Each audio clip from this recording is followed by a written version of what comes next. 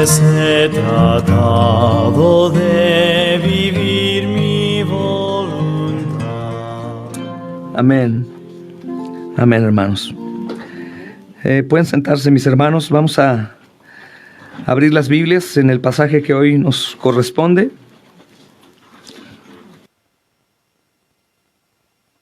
Vamos a leer a partir del versículo 26 en la carta a los Efesios, hermanos.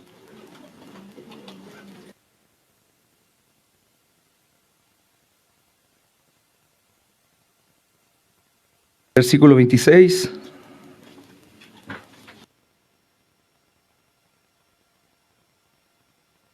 Espero que todos puedan tener Biblia, hermanos, para leer juntos. Y después leemos el texto y oramos, hermanos, al Señor.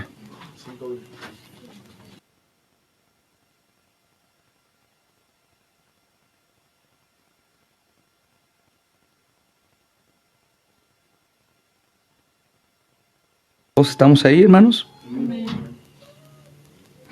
Un segundo.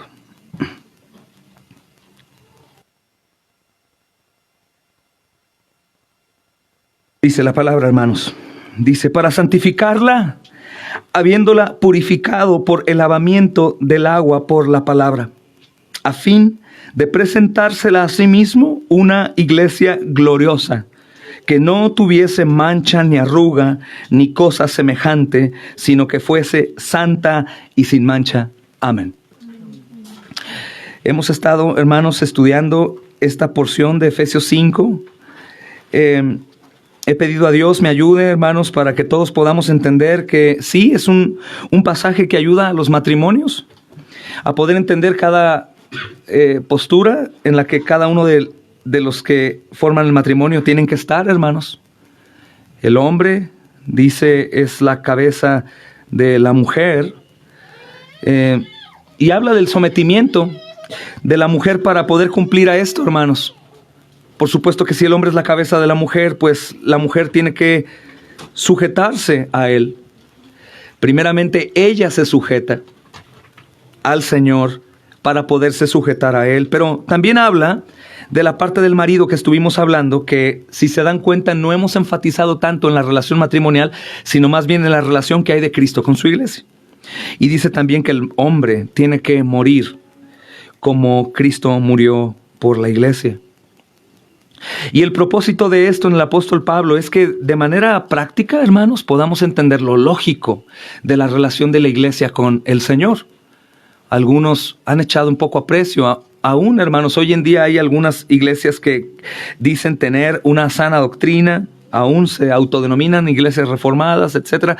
Pero ellos han sobreenfatizado tanto en el amor y la soberanía de Dios que olvidan su responsabilidad. De tal forma que la santidad no les incumbe, la predicación del evangelio tampoco les importa mucho y dicen, Dios hará todo, Él la hará. Y aquí el apóstol Pablo nos enseña que hay tanto parte práctica en el hombre, que es la sombra aquí de Cristo, como en la parte de la mujer, que es la iglesia. Y hemos tocado un sinnúmero de ejemplos para poder caer a lo lógico que el apóstol Pablo quiere decir. Porque si tú recuerdas, el versículo 32 dice, grande es este misterio del matrimonio, ¿verdad? Mas yo digo esto respecto con Cristo y la iglesia. Está tratando de que entendamos qué es lo que Cristo quiere, hermanos, de la esposa. Y daba ejemplos. Por ejemplo, hermanos, imaginemos que la esposa tenga que ser vigilada, exhortada y animada a serle fiel a su esposa. Imagina una esposa así, Iván, que si el pastor o la esposa del pastor o su mamá o una hermana no le dice, sé obediente al Señor, sujétate a Él, sujétate a tu esposo, atiéndelo bien, recuerda que Él es tu cabeza, ella no lo haga. Creeríamos que la hermana tiene un problema en su cabeza, ¿no, hermanos? Porque la fidelidad sería algo que surge, pues, por naturaleza en una esposa que ha jurado fidelidad en el matrimonio. Igual del esposo, hermanos, ¿no? El esposo, imagínate recordarle, esposo, ama a tu esposa como Cristo amó a la iglesia, y que constantemente se le tiene que recordar, pues diríamos, este hombre no está bien de su mente. Es lo lógico, se juraron lealtad, fidelidad, amor, Perseverar juntos, hermanos, aun cuando uno prevaleciere contra el otro, dos le resistirán. Si uno se cae, el otro le levanta. Si uno tiene frío, el otro le cubre. Pero es una relación, hermanos, en donde dos personas hacen un pacto para ser fieles siempre. Y esto incluye, hermanos, soportar las pruebas, las luchas y toda clase de cosas. Este ejemplo que Pablo quiere dar, que es hermoso y yo he usado en algunas celebraciones matrimoniales, no es con referencia simplemente al matrimonio, en donde es lógico. Lo que Pablo quiere hacer es que en la lógica que nosotros tenemos con respecto a la relación de una casada con su esposo, es lógico que digamos, bueno, a mí como iglesia, que soy la novia de Cristo, la esposa de el Señor, no es necesario que me tengan que recordar lo que tengo que hacer. Porque si hablamos de Cristo como el esposo y la iglesia como la esposa, imagínense qué lata, hermanos, que todo el tiempo se le tenga que recordar a la esposa: hermanos, sean puntuales, hermanos, lean sus Biblias, hermanos, permanezcan en oración, hermanos, hagan esto. Sería tan absurdo como decirle a cualquiera de ustedes, hermanas: hermana Judith, séle fiel al hermano Johnny, hermana Susi, séle fiel a tu esposo, hermana Silvia, séle fiel. Cualquiera de ustedes se hartaría, y aunque sea pastor de la iglesia, me dirán: pastor, está bien, hermano, lo honramos, pero por favor ya cállese, porque me está diciendo cosas que son lógicas. Yo tengo que hacerlo, yo sé que batallo para hacer eso, pero yo tengo que hacerlo, soy la esposa. De la misma forma, la iglesia tendría que actuar, al punto que no sea necesario estar recordando como si fuéramos niños, hermanos, sin un sano entendimiento, qué es lo que tenemos que hacer para serle fieles a aquel que ya dio su vida por nosotros. Es lógico, ¿no? Algunos se defenderían diciendo: sí, hermano, pero estamos en condición caída. Bueno, quiero decirte que aquellos que dan tal declaración están autojustificando su pecado y están negando que la gracia salvífica incluye también el poder para huir del pecado. La gracia que Dios nos da en Cristo, hermanos, nos acompaña todos los días para poder vencer el mal. Supongamos que tú dices: nunca leo la Biblia. Es un peligro terrible, porque serás movido por cualquier viento de doctrina. Pero que digas: pero sé que tengo que leer la Escritura y meditarla. Necesito me ayude, Señor. El Señor, hermano, te ayuda y te va a dar gracia para que tú puedas hacer esa práctica santa necesaria, es un mandamiento. Nunca oras: Señor, sé que tengo que orar. Es lo lógico. Así como soy esposa y sé que tengo que ser fiel a mi esposo en todo, yo tengo que orar, tengo que ser fiel al Señor. Ayúdame, porque en mi naturaleza caída eso no está. El Señor provee la ayuda. ¿Y por qué puedo tener la seguridad, hermanos, de que esto sucederá? Escucha el propósito que tiene el Señor para nosotros. Versículo 26, hermano. Versículo 26, dice: para santificarla, habiéndola purificado por el lavamiento de la palabra, a fin de presentársela a sí mismo como una iglesia gloriosa. Hay una parte de responsabilidad aquí. Toda doctrina, por muy ortodoxa que fuera, que niega la responsabilidad del hombre, está completamente en la herejía. El hombre es responsable. El llamado a la obediencia es nuestro, hermanos. Dios hace todo, la salvación es suya, pero así como tú fuiste llevada a un lugar para prometer fidelidad a tu esposo, tú sabes que aunque tu esposo sea el gobierno de tu casa, pues tú tienes que actuar también en consecuencia a esa promesa que hiciste a él. Y viceversa, hermanos. Es una responsabilidad mutua. ¿En dónde entra Cristo aquí? Pues en que Él dio su vida por nosotros. A este esposo no le podríamos demandar algo, no le falta nada, es perfecto, ya lo hizo todo. Y aquí tenemos un problema, porque en la relación matrimonial podríamos decir: bueno, si quieres no nada más hables de mí, hablemos de ti. Tú estás solicitando una esposa piadosa, una esposa modesta, una esposa fiel, una esposa sujeta, pero dime tú, gran hombre, ¿qué es lo que estás haciendo también para mí? Y encontraríamos mutuamente un sinnúmero de errores, hermanos. Un sinnúmero de cosas absurdas, porque nos prometimos amor. Un esposo que ha prometido amar a su esposa, pero no se preocupa porque ella viva bien, es un esposo que no la ama. Y lo siento mucho si hay alguna hermana que sienta que su esposo no la ama porque no lo demuestra. No la ama. Se ama más a él mismo. Aborrece a su esposa. Porque si le importara a su esposa, haría todo lo posible por al menos tener a su esposa en buenas condiciones en todos los sentidos, hermanos. En todos los sentidos, es lo lógico. ¿Quieres ver un ejemplo? Cristo hace eso todo el tiempo. No únicamente la obra final de nuestra salvación, sino durante todo el tiempo el Señor obra en nuestras vidas de manera fiel y constante. Es precioso el esposo, ¿verdad, hermanos? Entonces, basados en el versículo 26, hermanos, dice aquí el texto que Cristo hace estas cosas y muere por la iglesia y la irá santificando, hermanos. Tiene el propósito de presentársela a sí mismo como una iglesia gloriosa. Esto significa, hermanos, que el Señor Jesús está compartiendo de lo que Él tiene con nosotros. Y también nos asegura compartir su futuro en gloria con nosotros. Alguien me hizo un comentario en base al sermón pasado que dije que nosotros seremos recibidos en el cielo cuando el Señor venga a juzgar con honores y con gloria. Y alguien me escribió muy santo y me dijo: estás equivocado, el único que lleva la gloria ahí es Cristo. ¿Te digo algo? Cuando yo soy un esposo fiel y tengo una esposa que también es fiel y amamos al Señor y servimos juntos, no soy el único que lleva la gloria, también mi esposa la lleva. ¿Y sabes qué es importante? Que Cristo no nos da un lugar de segunda, nos da un lugar de primera. Somos su cuerpo y bíblicamente hablando, hermanos, dice que somos su esposa. Y como Cristo es el esposo perfecto, Él honra a su esposa, así como la mujer es la corona de su esposo. Asimismo también la iglesia es vista con honores y gloria, hermanos, cuando el Señor la presente. ¿Sabes por qué? Porque el propósito de Él en nuestra vida es irnos perfeccionando a la imagen de Cristo, un solo cuerpo con Él, un solo cuerpo con Él. Hermanos, si tú aún te imaginas que los ángeles serán más en gloria y en honra y en alabanza que la iglesia, estás equivocada. Lo que cuesta trabajo en nosotros es entender cómo miserables como nosotros podremos llegar y ser recibidos como si obra alguna hubiésemos hecho. No, es que todo lo hizo el marido. Y Él aún, dice el texto, que va a presentársela a sí mismo como una iglesia gloriosa. Y cuando habla de una iglesia gloriosa, no habla de una gloria aparte de la gloria que es suya, sino de la misma gloria, porque nos comparte de su misma naturaleza, hermanos, divina. Y la misma gloria, hermanos, nos comparte. Por supuesto que Él es por encima de toda su iglesia, no solo porque es la cabeza, sino porque es Dios mismo y toda la potestad es suya en el cielo y en la tierra. Pero nosotros también seremos vistos en gloria. Gloria. De hecho, la misma creación está gimiendo a la manifestación gloriosa de los hijos de Dios, como si quisieran ver quién es la novia. ¿Quién es la novia? ¿Quién será la novia? Literalmente el apóstol Pablo quiere llevar nuestra mente a esta escena de una boda, ¿no? Recordemos que las bodas antes eran el desposorio, es la etapa que estamos nosotros viviendo, es que se ha dado un pago, y este pago por supuesto que fue el cuerpo de Cristo, su sangre derramada, y estamos nosotros apartados para Él. Este apartado, hermanos, no tiene devolución, no puede borrarse. El Señor Jesús ya no va a buscar otra novia.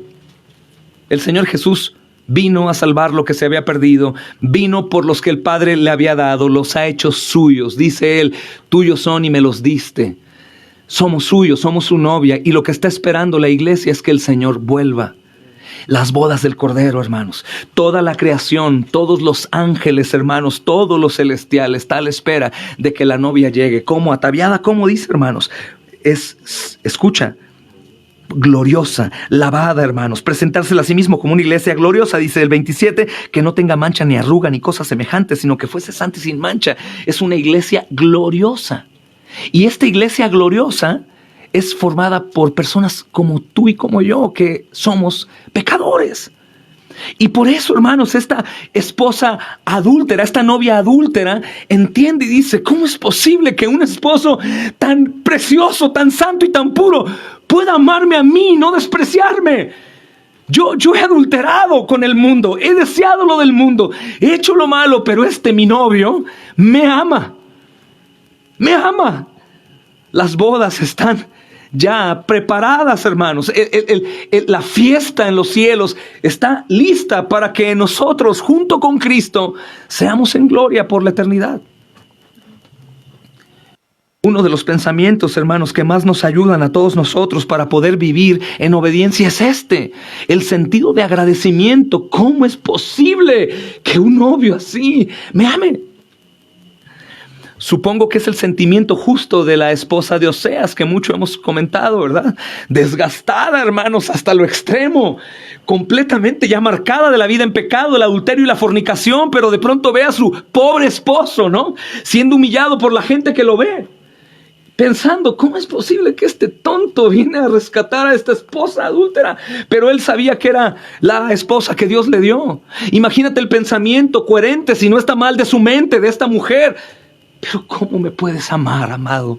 ¿Cómo puedes amarme? ¿Cómo tú puedes tener compasión de mí si te he traicionado? Este es el sentimiento que más motiva a la iglesia a la obediencia, hermanos. Lo veremos cara a cara. ¿Qué entregaremos a Él? Hermanos, mucha diferencia hay entre aquel temor legalista de pórtate bien, eres la novia de Cristo, si Él viene serás de las novias que están ahí perdidas y Él te deja. Hay una iglesia, es una novia y Él vendrá por ella. ¿Cómo queremos presentarnos ante Él? Lo veremos, hermanos. Tal vez algunos hoy podría ser. Tal vez de regreso en carretera, ahí la familia quedó. Lo vamos a ver, hermanos. ¿Cómo y qué estaremos haciendo? ¿Qué nos soportaremos por ese día que llegará? Es una herencia segura, hermanos, si estamos atravesando por pobreza, pero el tío Víctor ha muerto y nos dejó una herencia interminable. Te aseguro que aunque estemos en pobreza hoy, la herencia se cobra en un año. Tú y yo nos sentimos ricos. Diríamos, un añito de soporte y nada más. Pero yo soy rico. ¿Cuánto más saber que esta herencia es una herencia incorruptible? Una herencia eterna, hermanos. No es una herencia, es la misma herencia del Santo Hijo de Dios junto con nosotros. ¿Sabes por qué? Porque si yo soy heredero de una herencia aquí en la tierra, ¿sabes quién también es heredera junto conmigo? Carlita, mi esposa. ¿Y quieres confirmarlo? El apóstol Pablo lo dice, ¿verdad? Los Romanos, capítulo 8. Herederos de Dios, coherederos. Y cuando hablamos de coherencia, es que dos están participando de esa herencia. ¿Qué tipo de herencia? ¿Qué tipo de herencia? ¿Qué está hablando, hermanos, el Señor? Entonces, el Señor Jesús, en su sabiduría, pues por supuesto que no nos va a entregar en la manera que hoy estamos, hermanos. Él va a hacer la obra. El Señor Jesús está compartiendo de su poder, de su evangelio, porque es su poder, con nosotros. De su palabra, porque con su palabra nos va santificando, nos va lavando, con su palabra, sermón a sermón, devocional tras devocional, estudio bíblico tras estudio bíblico, el Señor nos está lavando. Por supuesto, incluye, hermanos, el poder que necesitamos en nuestra incapacidad, pero también no podemos olvidar nuestra responsabilidad de poner atención, ser diligentes. Mateo 7 nos recuerda, ¿verdad?, que hay dos tipos de personas, los que reciben y hacen y los que no, reciben y no hacen. Uno es prudente, el otro es un insensato. Tenemos parte en esto. Tenemos parte en memorizar, hermanos, la palabra, en escuchar el sermón, en dialogar con Dios después, porque quiero decirte que el Señor te está hablando a ti. A ti. No puedes esconder la cabeza y decir, no es para él, para ella. No, te está hablando a ti el Señor hoy. Si no creemos que el Señor nos está hablando, entonces somos sectarios. Estamos escuchando a un hombre hablar, hermanos. Sería una herejía. Pero si estamos aquí, es porque sabemos que Dios nos está hablando. Y si no lo sabías, pues tienes que saberlo. Hermanos, un marido cristiano, sabemos que tiene que compartir todo lo que tiene con su esposa y también el futuro con su mujer. Sabemos, hermanos. Y como esposa, sabemos que también vamos a compartir con él. Como esposa, una esposa aquí presente sabe, hermano, hermana, que ha decidido compartir su futuro y su vejez con su esposo. El hermano pastor Charles Spurgeon hacía un comentario con respecto a este tema, hermanos. Decía, ya que la iglesia no es apta para Cristo por naturaleza, él se propuso a hacerla por gracia. Él no podía estar en comunión con el pecado, por lo tanto, el pecado debe purgarse. Una santidad perfecta era absolutamente necesaria en aquel que debe ser la desposada de Cristo. Él se propone a trabajar en eso, en ella, y hacerla que le conozca a él, su marido, eternamente. Los grandes medios por los cuales él intenta hacer esto es que él se entregó a sí mismo por ella. Definitivamente, hermanos, el Señor no ha venido y particularmente podríamos decir que número uno es porque el evangelio tiene que llegar a los rincones, pero gran parte que el evangelio no llega a los rincones es porque la esposa aún tiene mancha.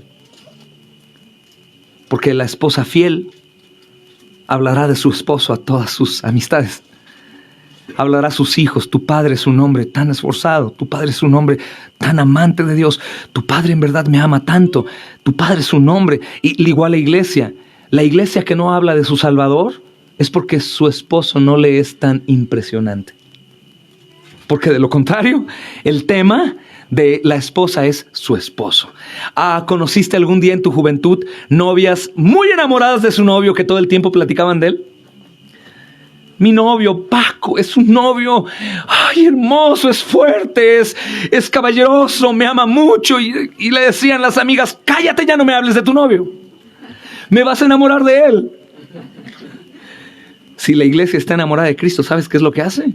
Hablar de él, honrarlo, serle fiel, desear estar con él. La comunión con los santos es algo que no se le exige a las personas, sino es algo natural. Quiero estar con el cuerpo de Cristo, quiero gozar de Cristo, su comunión. Es precioso, hermanos amados, cómo el Señor no nos ha invitado solamente a formar un grupo de creyentes religiosos, sino el Señor nos convoca porque somos su novia. Y cuando abrimos las Santas Escrituras, tenemos una audiencia con el novio que está fuera, por ahora. Es como si tuviéramos, hermanos, una llamada con él, con el novio. Mi amor, te extraño tanto, quiero escucharte hablar. No quiero hablar yo, quiero que tú me hables. Por eso la predicación, hermanos, se da desde un punto en donde se habla y no se recibe. El novio nos habla, el esposo nos habla, y la novia viene aquí también a hablar con él y decirle: mi amado, te he fallado, he sido infiel a ti.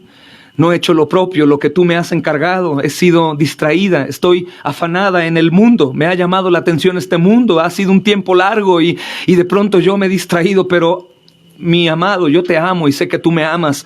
Por favor, ayúdame. Él está dando la ayuda a todos nosotros, hermanos. Porque como dice el hermano Charles Spurgeon, él se ha comprometido porque la iglesia no es apta para vivir con un Dios santo. Así que el Dios santo, hermanos, en la persona de Cristo está perfeccionándonos y quitando el pecado para poder cohabitar con él. Por eso el que persevera, hermanos, va siendo santificado. El que no persevera va muriendo poco a poco. Porque es una relación de Cristo con la iglesia, hermanos.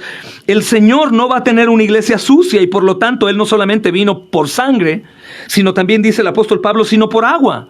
Porque esa agua limpia, hermanos, es agua limpia de su espíritu, con la que lava la suciedad, lava la naturaleza caída de sus santos, hermanos, para que estos no deseen más revolcarse en el lodo. Es para eso. Su palabra va tratando con nosotros para abrirnos el entendimiento, porque nacimos de nuevo, y como un bebé va siendo, hermanos, disciplinado y discipulado para ser un adulto, así la iglesia. Y esta edad pequeña o de edad pequeña, no importa el tiempo que tú tengas en una iglesia. Podrías seguir siendo un recién nacido por no tener doctrina, por no buscar crecimiento, pero entre más eres expuesto a la verdad, ese crecimiento va desarrollándose progresivamente, y el creyente, como un niño que gateaba, ahora camina, ahora ya come comida sólida, ahora desea más. Lo mismo está haciendo el Señor. Como no va a tener una iglesia sucia, Él nos lava, hermanos, con agua limpia de su espíritu. Nos lava la porquería de nuestro pecado, para que nosotros no deseemos más revolcarnos, que nadie tenga que repetirme: hermano, cuídate de esto, cuídate de lo otro, hermano, ora, hermano, ve al culto, hermano. No es necesario, porque de lo contrario, mis amados hermanos, seríamos hombres de lo más deplorable y de lo más infieles y adúlteros que pueden existir. No es necesario que te diga: hermano, no vayas a faltar al culto, y que tú te molestes por el llamado que un hermano o un pastor te puede hacer. Al contrario, tienes que contestar: hermano, tú faltas, yo no. Yo tengo una cita con mi Salvador. Yo no puedo hacer ese tipo de cosas, y yo no voy por ti, yo voy por mi Señor. Desgraciadamente te eligió a ti para hablarme. No me gusta cómo hablas, pero bueno, es el medio que Dios usa. Así que gloria a Dios. Hermanos, es un privilegio grandísimo. Al menos imaginen este pueblo. Ve la oscuridad allá densa. ¿Cuánta gente puede estar escuchando del Señor? ¿Cuánta gente allá afuera no hay mejor moralmente hablando que nosotros? Y el Señor eligió este pueblo con todo y tus defectos, con todo y tus pecados, con todo y tus caídas, con todo y tus rebeldías. Así el Señor quiso amarnos y comprarnos en la cruz. Por eso ninguno de nosotros, hermano, que ha sido salvo podría sentirse avergonzada como una prostituta. No, sí fui una prostituta, pero tuve un príncipe amoroso que me compró. Ahora soy princesa. Siento mucho si conociste mi vieja naturaleza, pero ahora yo valgo la sangre de mi esposo. Me ha amado tanto. Y muchos se levantarán para juzgarme en mi vieja naturaleza. Por eso me esfuerzo, hermano, para no parecer el muerto que era antes. Yo ya no soy aquel lisiado que estaba en el callejón. Sigo siendo Mefiboset, pero ahora vivo en un reino. Ahora no estoy en una habitación, hermanos, alejada del palacio, sino yo ahora me siento a la mesa del mismísimo rey. Sigo siendo el mismo, en carne, en esencia, pero mi naturaleza es espiritual. Ahora soy diferente, soy otro. Eso es lo que hace el Señor, hermanos. Mira lo que dice también la siguiente porción. Dice, a fin de presentársela, versículo 27, asimismo como una iglesia gloriosa que no tuviese mancha ni arruga. Y la idea, hermanos, no es que la desposada esté en este estado el día de la boda. Algunos dirían, bueno, ya en su momento Él me va a quitar las arrugas y las manchas. La idea es, hermanos, lo que quiere decir el texto es que nosotros tenemos hoy que estar en ese estado de gloria. Aunque el Señor va obrando, yo no puedo decir, bueno, Él va obrando poco a poco, entonces pecaré cada vez menos. No, desde hoy tengo que ser esa esposa fiel que no es necesario que me repitan que tengo que ser fiel a mi esposo. Yo tengo que vivir en ese estado sin mancha y sin arruga, aunque probablemente no sé planchar bien y no sé lavarme bien. Él es el que sí lo hará bien, pero yo intento con hacer mi mejor esfuerzo. Ya no es para salvación, hermanos, es por fidelidad al Salvador. Señor, yo sé que tú haces la obra, yo sé que tú eres el que me está santificando, pero yo pondré de mi parte. Hay oportunidad. Y nos dice el Señor, por supuesto, amada esposa, te he dado mi propia gloria para que tú puedas, mi amada, ser como yo. Para que así como yo estoy unido a mi Padre, tú estés también unida a mí. Y que tú puedas esforzarte de tal manera que no te autojustifiques y no haya pretextos cuando tú pecas y digas, pues entiéndeme, pastor, nadie es perfecto, todos somos pecadores. Y como dice el hermano Beto, no está fácil. No. Imagínate, te cambio un poco la moneda. Que nuestras esposas nos digan eso, hermanos. Perdóname, sí te adulteré poquito, pero perdón, pues nadie es perfecto, somos pecadores. No importa, ¿verdad? Hermanos, ¿cuánto más el Señor que es fiel? Nosotros no merecemos la fidelidad y la santidad de mi esposa para conmigo. Porque en base a lo que hemos hecho, hermanos, podemos saber que no somos dignos. Mas sin embargo sabemos que para Dios, hermanos, esto es importante. Y es mi esposa, Dios primeramente, el Señor, su ley, por su gracia. Sé que su gracia me acompaña en mi arrepentimiento y me arrepiento, mis hermanos, cuando peco en contra de mi esposa, en alguna discusión, en ira, en cualquier tipo de cosas. Pero primeramente en mi pensamiento está el Señor. Después me da un poco de terror, te soy honesto. Mi esposa es una cristiana y yo sé que tiene un padre que es todopoderoso y me da un poco de miedo, hermanos. Y me arrepiento. Habla con tu papá, no vaya a ser que vaya a disciplinarme con severidad, mi amor. Lógico, hermanos. Creo que en esta porción, dice también Charles Spurgeon, hermanos, parece que el Espíritu Santo agotó el lenguaje para describir esta pureza. Él dice, sin mancha ni arruga ni cosa semejante. Ella no tendrá nada que se parezca a una mancha, nada que él pueda traducir a una arruga, y ella será decente y el mundo será obligado a reconocer que ella lo es. Esto es lo que el apóstol Pablo intenta decir. No solamente esperar a que Él haga esta obra, sino que como una novia fiel nosotros buscamos hacerlo. Y que todo el mundo sepa que somos la iglesia de Cristo. Hasta ese momento será que comenzaremos a ser perseguidos y odiados por los demás. Ojo, no por nuestro pecado, por nuestra mala cara, por ser descorteses, por no saludar a los vecinos. Pues así caemos mal siempre, sino por la santidad. Porque se ven sus manchas, se ven sus arrugas y nos ven y dicen, ¿y estas personas quiénes son? Y que podamos decirle, es que soy la iglesia, somos la esposa de Cristo. Y esta mujer, ¿por qué está sola sin marido? Oh, su esposo está en un lugar de viaje. Oye, mucho tiempo. Sí, pero ella, ¿te has dado cuenta que se mantiene fiel? Gloria a Dios, hermanos. Y esa mujer se hace famosa porque honra a su esposo. Es una mujer bella tal vez, pero jamás cae en la tentación. Ama y honra a su esposo que está ausente. Igual nosotros, hermanos, tenemos que mostrar la belleza de Cristo en nosotros. Y tenemos que representar, aunque Él no necesita representante, a nuestro esposo.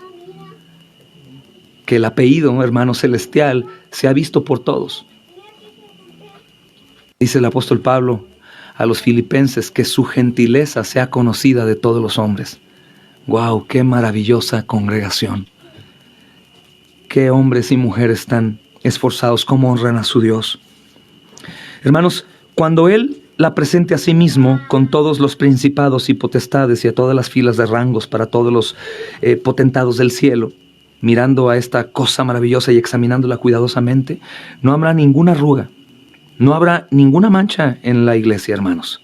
La inspección más cuidadosa no será capaz de detectar la más mínima indignidad o de pecado, dijo el pastor Martin Lloyd Jones en uno de sus sermones de Efesios 5:27. No habrá, hermanos, aún en la inspección más rigurosa, una mancha, no, porque el Señor se ha comprometido a presentarnos así a Él, hermanos. Dice presentarnos a sí mismo como una iglesia gloriosa. La esposa será una esposa, hermanos, a la medida de Cristo el Salvador, y no por la misma esposa, sino por lo que Cristo hará en su esposa. Gloria a Dios. Gloria a Dios, hermanos. Entonces, ¿cómo debemos de sentirnos, hermanos? ¿Cómo deberíamos de sentirnos exactamente? ¿Sabes cómo tenemos que sentirnos? Como cualquier mujer que se compromete para casarse con un hombre al cual ama. Así deberíamos de sentirnos. Recuerda, mi amada hermana, la más reciente fue la boda de Lupita, ¿no? ¿Cómo te sentiste en el día que llegó tu boda y veías tu vestido y veías todo esto? Yo te aseguro que tiempo antes, pues te estuviste preparando para el día de tu boda, ¿verdad? Es algo semejante. ¿Cómo tenemos que sentirnos? Hermanos, la boda será pronto. La boda del Cordero de Dios, el que nos compró con su sangre, será pronto. Podríamos imaginar, hermanos, la boda de un hijo de un rey, de un príncipe, hermanos, millonario, y son unas bodas que derrochan el dinero y tantas cosas tan maravillosas que es un espectáculo. Pero ¿acaso crees que esta boda se asemeja al menos a la boda del Cordero? A lo que sucederá, hermanos, sin pecado, sin carga, sin culpa, sin dolor, sin lágrimas, en donde será difícil de entender, hermanos, cuando tengamos al Señor de frente con temblor, y mis pecados, y mi indiferencia, y mis pecados, y no me importaba, y mis pecados, y que escuches, ey, tranquila, eres mi novia, yo te protejo, eres mi esposa, yo te amo, te conozco, sé lo que has hecho, pero yo pagué la cuenta ya. Qué increíble, hermanos, porque ninguno llegará digno, ¿verdad, hermanos?, al día final. ¿Qué tal mi novio? ¿Qué tal mi fidelidad? ¿Me viste mi integridad? No, hermanos. Mas, sin embargo, tenemos que esforzarnos. Me gustaría preguntarte hoy, ¿estás lista para ver al esposo? ¿Y sabes cuándo vendrá Él por nosotros? ¿Cómo te gustaría estar cuando Él venga? Más sabiendo que no es un yugo, que si no lo hago me deja. No, el novio es fiel. Él vendrá por nosotros, hermanos, aunque hemos hecho lo más aberrante, aún cuando ya lo hemos conocido. Aún. La característica que en realidad somos suyos es que caemos, pero nos levantamos, porque Él nos levanta. Aquellos que se caen y quedan ahí es porque no eran suyos, porque nuestro novio es fiel y Él nos levanta aún cuando a Él es el que ofendemos. ¡Qué novio tan maravilloso, hermanos! ¡Qué novio tan fiel y tan precioso! Sabemos que esto se resume en que Él pagó por esa justicia de Dios. ¿Ok? Jesús es así con nosotros, no porque sea un hombre que rompe la regla del amor, que no se goza de la injusticia, que no hace nada indebido, sino que recuerda que Jesús, el novio, hermanos, pagó por todo lo malo para que aún Él no se corrompa en su justicia y nos ame a pesar de lo malo. Porque cuando cometemos un error, esto fue clavado en la cruz. Y Él en su amor, hermanos, ha quedado también satisfecho en su justicia. No es que Él a regañadientes dice, bueno, es la esposa que papá me dio, ni hablar, los voy a amar. Sino que Él mismo recuerda que tu pecado pasado, presente y futuro se le cobró a Él, se le cargó a Él. Entonces Él ya no tiene más tampoco queja. Cuando tú pecas como creyente, Él no aplica una nueva justicia, ni tampoco es crucificado de nuevo, porque con una sola ofrenda hizo perfectos a los santificados.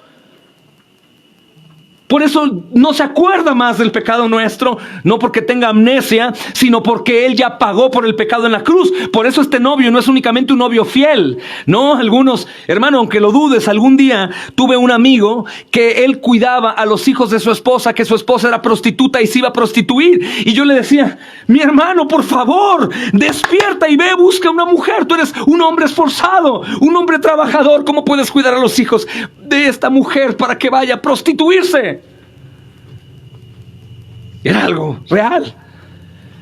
Era un tonto. Pero Jesús no. ¿Por qué Jesús hace esos actos de misericordia con nosotros cuando somos infieles? Pues porque Jesús cargó con nuestro pecado en la cruz del Calvario y ya no hay más demanda para actuar de una manera contraria a su amor y a su misericordia, a su gracia. Por eso, no es porque decimos es que Jesús es tan bueno, el Padre es de armas tomar, pero la persona del Hijo es muy bueno, Él es muy bueno, el Padre no perdona, pero Él sí. No, hermanos, Jesús es Dios. Jesús nos perdona cuando nos equivocamos y pecamos y lo ofendemos, porque Él mismo, que fue traicionado por esta novia, pagó por ese pecado. Y Él deja satisfecha su propia justicia como Dios y nos ama. Por eso Él nos ve, hermanos, como a su esposa amada. Nos ve como una preciosa novia. Lo único que hace es lavar nuestra carne. Hermanos, porque en el lugar en donde estaremos no hay absolutamente ni una pizca de maldad, ni de pecado, ni iniquidad. Es el lugar santo, hermanos. Es el lugar inaccesible que ahora será accesible para nosotros. Y te repito, los ángeles estarán a nuestro servicio también. ¿Imaginas un rey? ¿En dónde está la reina, hermano? Es sorprendente. Para la eternidad.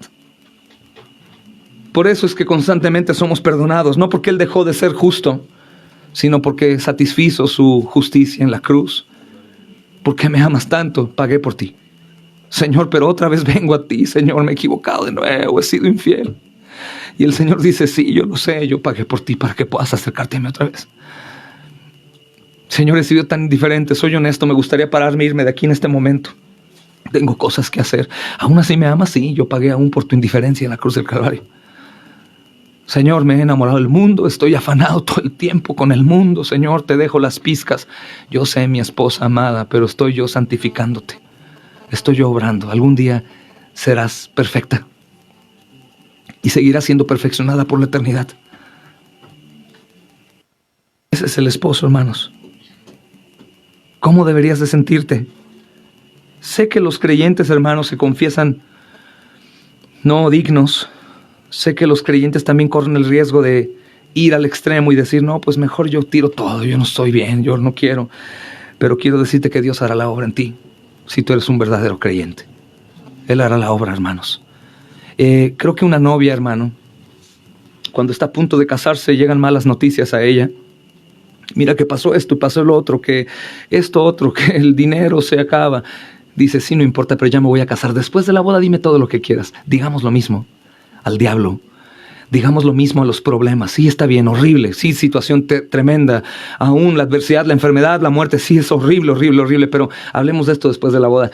Sería como un gancho, porque cuando el Señor venga por nosotros, hermanos, no habrá lágrima, no habrá dolor, no habrá culpa, no habrá aburrimiento, no habrá absolutamente nada, sino solo plenitud de gozo. Entonces digámosle al tentador, a las murmuraciones, aún a las mías, hermanos, que me roba el gozo aquí. Digamos, hablamos después de la boda.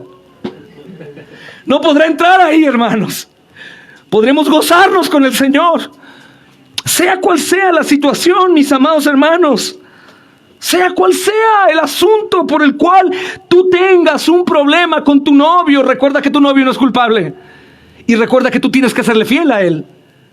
Y recuerda que Él es un rey que prometió venir por nosotros y vendrá. Así que, como dijo él, espero que cuando venga se encuentren haciendo mis cosas. Espero que cuando vengan se encuentren haciendo mis cosas. Mira qué precioso versículo. Gracias, hermana. Es Ezequiel 16:4. Dice, Él nos amó y nos dio honra cuando éramos una miseria. Dios nos ha hecho eso, hermanos. Dios nos ha ayudado. Dios nos ha ayudado.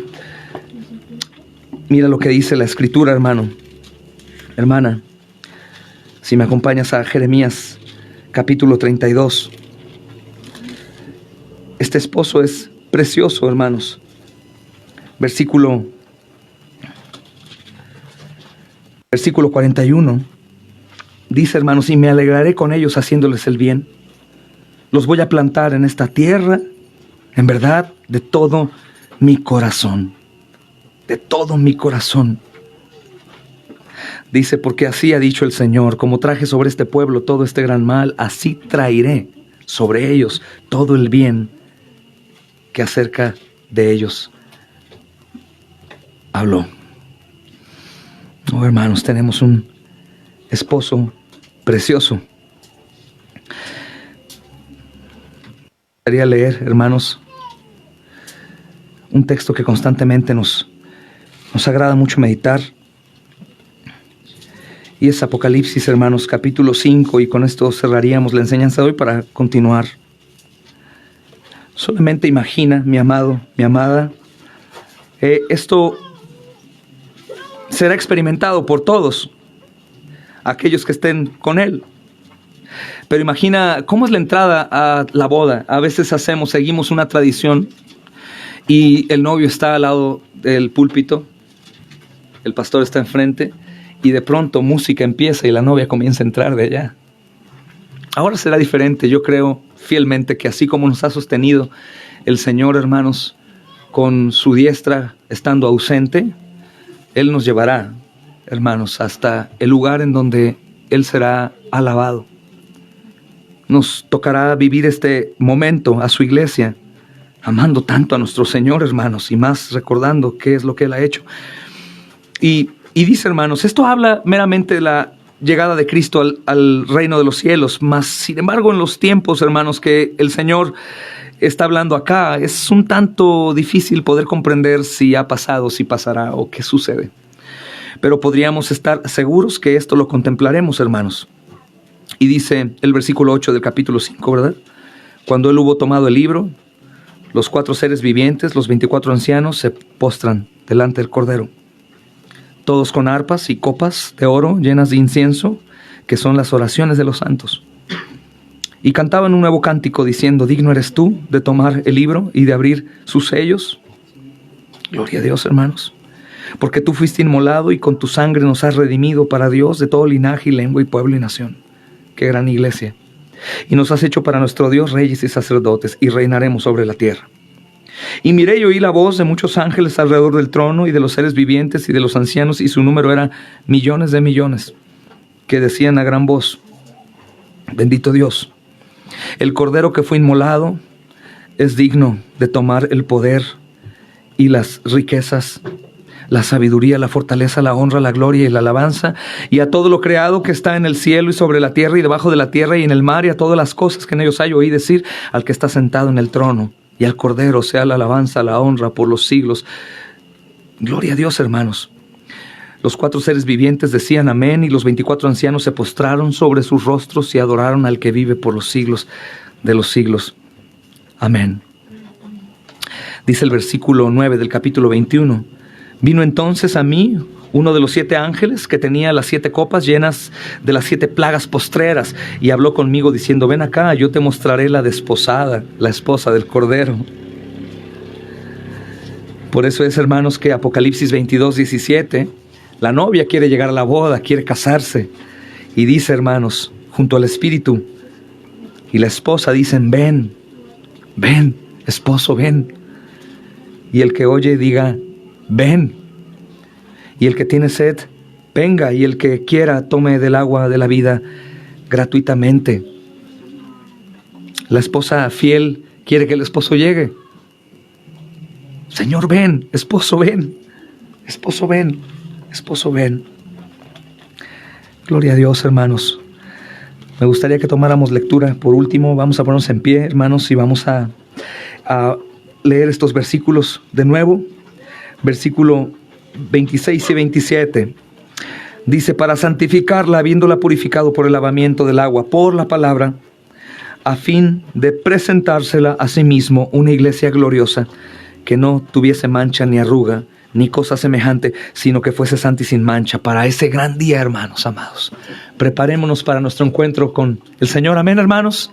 Como una esposa fiel que no necesita que le recuerden ser fiel, y que la ausencia no sea el parteaguas para el pecado, sino la ausencia sea, hermanos, un motor que nos esté ayudando a todos a desear que Él venga pronto. Amado, ven pronto. Amado, ven pronto. Esposo, ven pronto. Oremos, hermanos. Padre, te agradecemos tanto por revelarnos a tu precioso Hijo, Jesús, nuestro Salvador, al Cordero, que ha quitado el pecado del mundo. La condición de pecado de cada uno de nosotros nos impide, mi Señor, poder vivir como esta novia que espera el día de su boda, feliz. Nada le mueve su gozo. Ayúdanos, amado Señor, hoy a poder recordar quiénes somos a pesar de nosotros, quién es nuestro precioso esposo, para que el lamento se convierta en gozo, Señor, para que el temor, el dolor, Señor, la adversidad, aún la indiferencia y la frialdad sean completamente abolidos. Los hermanos pueden tener falla, los hombres, nuestros hijos, nuestros padres, pero nuestro esposo no, el novio no. Él ha hecho un pacto eterno en su sangre,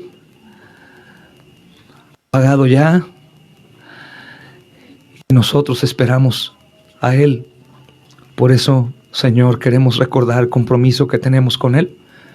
Por eso nuestras reuniones, amado Señor, nuestra meditación en la palabra, la oración, la comunión, no tiene que ser incitada por nadie, Señor. No tiene nadie que motivarnos a ello. No tiene que ser una exigencia, Señor, gravosa a nosotros, pesada, sino ¿quién no iría a tener una audiencia con el novio que tanto ama? Tú eres fiel, mi Señor. Te agradecemos, Señor. Obra en mis hermanos, Espíritu Santo. Obra, Señor. Llévanos al arrepentimiento constante y enamóranos de ti. Síguenos dando deseo de escuchar de tu palabra, de leer tu palabra, meditarla, deleitarnos en tus promesas y soportar, porque ciertamente nuestro Señor viene en breve. No habrá ya más vergüenza, Señor. No habrá, Señor, más dolor, más cansancio. No habrá nada de lo que hoy nos pesa, ni tampoco nada de lo que nos estorba en nuestra idolatría, sino solamente nuestros ojos estarán puestos ahí, en ti, precioso, Señor, hermoso, que aunque marcado en su cuerpo, lleno de gloria, ayuda a la iglesia, Señor, a levantarse en fidelidad a ti, mi Señor. No para ser salvos, sino porque ya hemos sido salvados y estamos apartados para nuestro Señor. Te damos gracias a ti. Hoy te ruego que pongas en mis hermanos el deseo de depositar toda carga y todo peso y pecado, y aún obres en el corazón más incrédulo, presentándote como un precioso Salvador que es hombre y Dios, y que entregó su vida en rescate por muchos que no merecían, de los cuales nosotros estamos en esa lista, Señor. Te amamos, Señor, y te doy gracias por esta preciosa iglesia que hoy se congrega aquí, por tu gracia. En el nombre de Jesús oramos, amén y amén. Démonos un saludo de paz, hermanos amados, que la gracia y la misericordia del Señor sea con todos ustedes.